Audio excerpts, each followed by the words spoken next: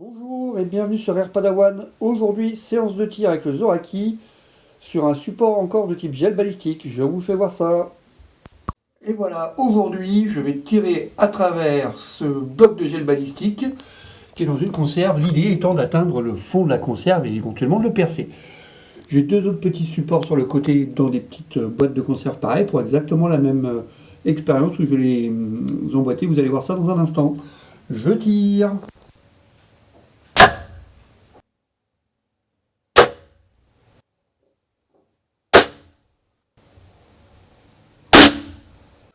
J'ai tiré sans le silencieux, parce qu'en fin de compte, j'en profite aussi pour vous faire voir ce que ça donne en termes d'intérêt, le silencieux sur le Zoraki.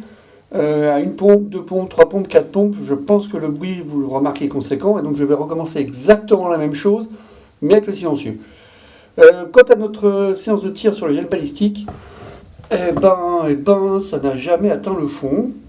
Faut dire, il est hyper dense, celui-là, je le sens bien. Et je suis pas sûr que ce soit très très visuel à la caméra. Je modifierai très certainement ça lors du montage pour vous peut-être m'orienter juste sur le bruit du avec ou sans silencieux.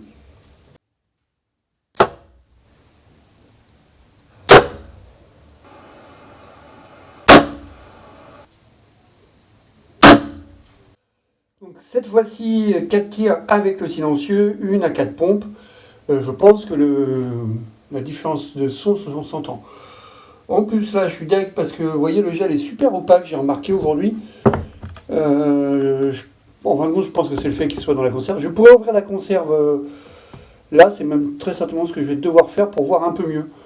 Toujours en train de me dire que oui, c'est ce qu'on va faire. Je reviens dans un instant pour vous faire voir ça. Donc voilà, finalement j'ai fait sauter le cul de la conserve. Et maintenant on va au travers. Et bonne surprise, regardez, mon plomb de tête, il est juste là. Il est franchement très très proche de la sortie. D'ailleurs, on va même mesurer ça.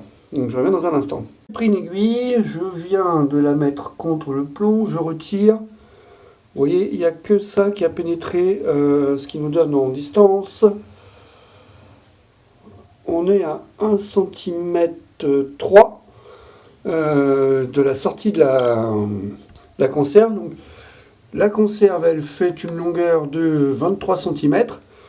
C'est une bonne grosse densité de gel balistique, puisque ça, c'est le gel balistique que j'avais fait l'autre fois lors de la tuto sur la réalisation du gel balistique. Et vous avez 250 grammes de gélatine pour 2 litres d'eau, ou 2 kg d'eau, c'est pareil. Là, je vais continuer, mais cette fois-ci ouvert. Je crois même que je vais mettre la caméra derrière. Tiens, on va essayer de nouvelles expériences.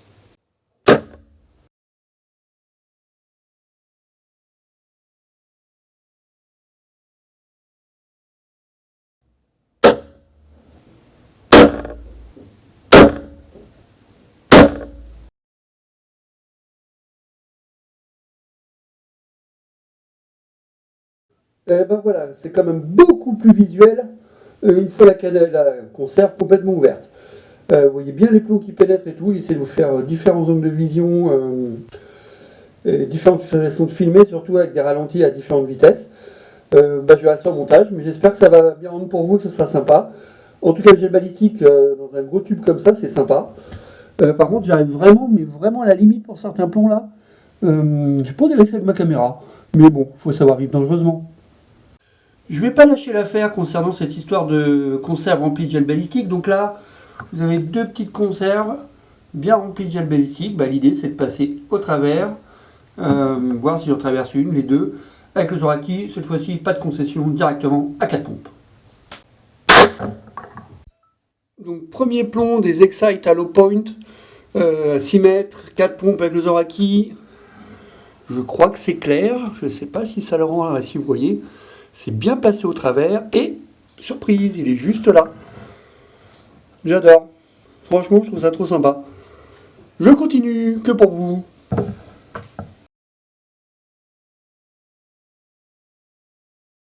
Deuxième plomb, cette fois-ci des Silver Point de chez H&N.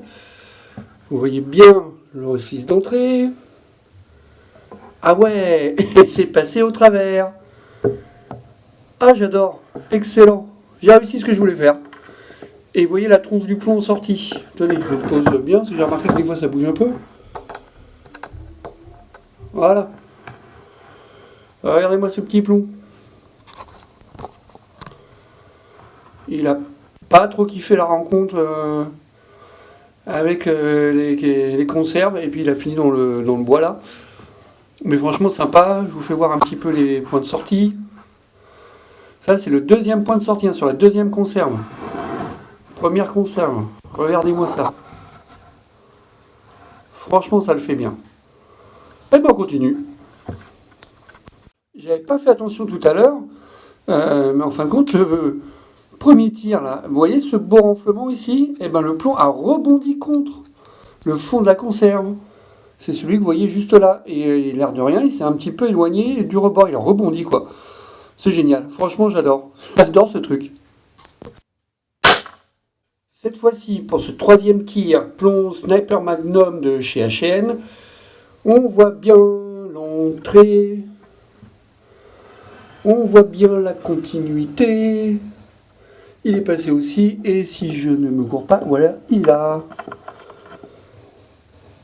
Je suis surpris par le peu de déformation du plomb quand même. Hein. Regardez ça. Vraiment, il y a des super plombs. Et par contre, lui, il a fait un très très bel impact. Hein. Chaque type de plomb amène vraiment quelque chose, quoi. Là, les Sniper Magnum, ils sont redoutables. Il a laissé un impact très clair, alors que le précédent, le Silver Point, je sais qu'il a touché la tablette, mais il n'a pas laissé d'impact. Trop cool. Je continue. Je viens de tirer avec mes plombs les plus lourds, les Barracuda de chez H&M toujours. Rien que la puissance sonore de l'impact me dit que ça a dû être pas mal. La sortie, vous remarquez que, comment dire, il s'est ouvert le passage, le machin. L'autre sortie et notre petit plomb. Regardez-moi ça, quand même.